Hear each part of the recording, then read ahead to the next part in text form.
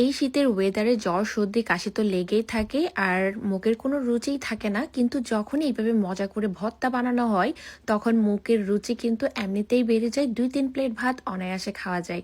তো ফার্স্টেই হচ্ছে আমি একটু বেগুন নিয়ে নিলাম আর বেগুনটাকে গোল করে কেটে নিয়েছি। বেগুনের সাইজটা অনেক বড় হওয়াতে আমি 2 টুকরা করে নিচ্ছি। এবার বেগুনটা একটু ভালো করে ধুয়ে নিলাম।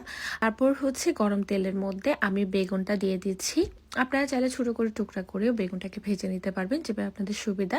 আর বেগুনটা ছোটো হলে গোল গোল করে ভেজে নেবেন। তো এখন হচ্ছে বেগুনটাকে এপাশ ওপাশ উল্টিয়ে গোল্ডেন ব্রাউন করে ভেজে নিয়েছি। বেগুনটা যখন নরম হয়ে গিয়েছে আর ভাজা ভাজা হয়ে গিয়েছে, তারপর একটু প্লেটে উঠিয়ে নিচ্ছি। এবার হচ্ছে আমি একটি টমেটো নিয়ে নিলাম আর টমেটোটাকে গোল করে রাউন্ড করে কেটে নিচ্ছি। যখন টমেটোটা কাটা হয়ে যাবে, আমি এখানে একটি টমেটো দিচ্ছি কারণ বেগুনের সাইজটা অনেক বেশি বড় ছিল। আপনারা চাইলে এখানে 2টা টমেটো ইউজ করতে পারেন যদি বেগুনের সাইজটা ছোট থাকে। সাথে অল্প করে লবণ আর হলুদ মাখিয়ে নিয়েছি। আর এখন হচ্ছে প্যানের মধ্যে আবার একটু সরিষার তেল দিয়ে দিচ্ছি আর টমেটোটাকে হচ্ছে একটু ভেজে নিব।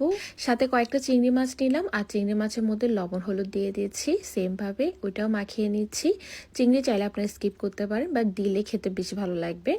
এবার চিংড়িটাকে হচ্ছে আমি ভালো করে টমেটো আর চিংড়িটা ভেজে নিয়েছি আর দুইটাই প্লেটে উঠিয়ে নিচ্ছি। আর সেম প্যানের মধ্যে আমি আরও অল্প করে সরিষার তেল দিয়ে এখানে কিছু শুকনা মরিচ ভেজে নিব। শুকনা মরিচটা আপনাদের পছন্দ মতো বাড়িয়ে বা কমিয়ে দিতে পারবেন। আমি এখানে প্রায় 8-9টার মতো শুকনা মরিচ দিয়েছি। এবার শুকনা মরিচটাকে লবণ দিয়ে খুব ভালো করে মাখিয়ে নিতে হবে। লবণটা দেওয়ার সময় একটু বুঝে দিতে হবে, যেহেতু আমরা সবখানেই লবণ দিচ্ছি অল্প অল্প করে। এবার মরিচটা খুব ভালো করে হাতে মাখিয়ে নিতে হবে। যখন মরিচটা খুব ভালো করে মাখানো হবে, তারপর হচ্ছে আমি একটি পেঁয়াজ দিয়ে দিচ্ছি। পেঁয়াজটা কুচি করে কেটে নিয়েছি আর পেঁয়াজটা মরিচের সাথে খুব ভালো করে মাখাতে হবে যতক্ষণ পর্যন্ত পেঁয়াজটা একদম নরম হয়ে না যায়। যখন দেখবেন পেঁয়াজটা নরম হয়ে গিয়েছে, তখনই হচ্ছে এটা ডান। এই ভর্তা বানানোর সময় পেঁয়াজ আর মরিচটা যদি নরম না হয় তাহলে কিন্তু খেতে ভালো লাগে না।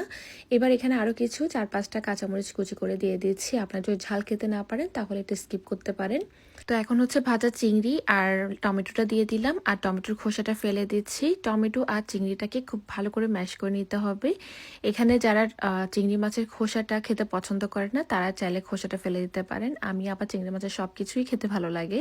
তো যাই হোক, এখন চিংড়ি, টমেটো, পেঁয়াজ, মরিচ সব কিছু একটু সময় নিয়ে ভালো করে মাখাতে হবে। তারপর হচ্ছে বেগুনটা নিয়ে নিলাম, যেটা আমরা ভেজে রেখেছিলাম। এবার বেগুনের খোসাটা ফেলে বেগুনটাকে খুব ভালো করে মাখিয়ে নিতে হবে। তো সবকিছু খুব ভালো করে মাখানো হয়ে গেলে কিছু ধনিয়া পাতা কুচি দিয়ে দিচ্ছি আর ভর্তার মধ্যে ধনিয়া পাতা কুচি মাছ। তারপর হচ্ছে অল্প করে সরষের তেল দিয়ে দিলাম, যেটা না দিলে কিন্তু আবার কমপ্লিট হয় না। তো সবকিছু খুব ভালো করে মাখিয়ে নিলাম। মাখানো হয়ে গেলে কিন্তু আমাদের ভর্তাটা রেডি। আচ্ছা, আমি কিন্তু গ্লাভস ইউজ করি নাই। যারা হাইজেনিং নিয়ে একটু প্রবলেম আছে তারা কিন্তু গ্লাভস ইউজ করতে পারেন। আমি অনেকবার কমেন্ট পেয়েছি আমি হাতে গ্লাভস ইউজ করি না কেন ভর্তা বানানোর সময়।